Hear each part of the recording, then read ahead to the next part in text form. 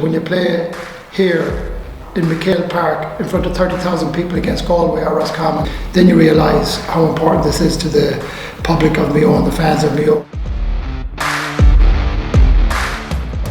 It was the best experience you could ever get. I mean, a crowd here maybe of 30,000. It just make the hair stand the back of your neck.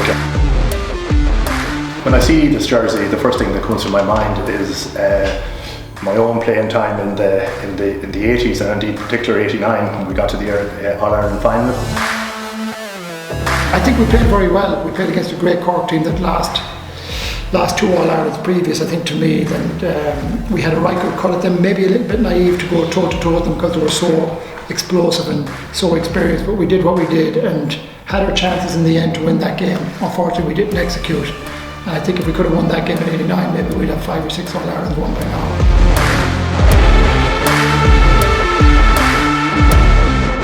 When you represent your county, it means everything to you, and it just, when you lose a year, you feel like coming back even stronger and harder, and I see that now with the current team that's there, the team that's gone, and I just loved playing for Mayo, and I give everything, I think, to the cause. And we played in Tuam in the Connacht final, and it was Galway were All-Ireland champions, and I was cornerback that day, an unusual position for me.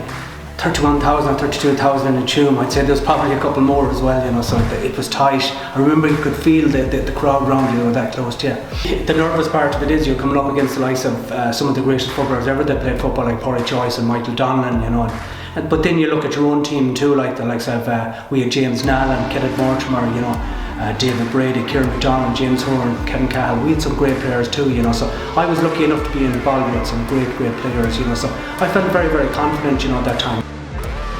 Wearing the Mayo jersey meant everything to me, really, and especially when you think back of some of the great Mayo players that went before, people that we met along the way, the fantastic support we got. We had disappointments, and probably my biggest disappointment is that we didn't deliver an All-Ireland for them. We're down there kicking around, and if I could go back and the boys would say if I could go back and play for Mayo again in the morning, I would, without a doubt.